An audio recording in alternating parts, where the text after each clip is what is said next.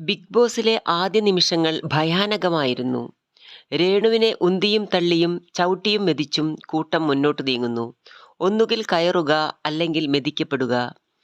രേണു കയറാൻ തന്നെ തീരുമാനിച്ചു. ആരും ആർക്കും സഹയാത്രികനല്ലാത്ത, എന്നാൽ ഒത്തിരി പേർ ഒന്നിച്ച് ഒഴുകുന്ന യാത്ര. കൂടെയുള്ളവർ ഭീഷണികളും പ്രതിബന്ധങ്ങളും മാത്രം.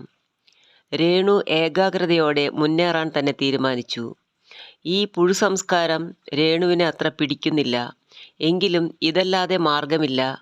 നാടോടുമ്പോൾ നടുവേ ഓടുക തന്നെ. പ്രതിബന്ധങ്ങൾ ഇനി ചവിട്ടുപടികൾ മാത്രം. എങ്കിലും ചില ദിവസങ്ങൾ മേലോട്ടുമില്ല കീഴോട്ടുമില്ല എന്ന അവസ്ഥയിലായിരുന്നു. അപ്പോഴൊക്കെ അലട്ടുന്ന ചിന്ത മനസ്സിലെത്തും. എങ്ങോട്ടാണ് ഈ യാത്ര? ഉയരത്തിൽ എന്താണിരിക്കുന്നത്? എങ്ങോട്ടാണ് ഈ യാത്ര? ഉയരത്തിൽ എന്താണിരിക്കുന്നത്?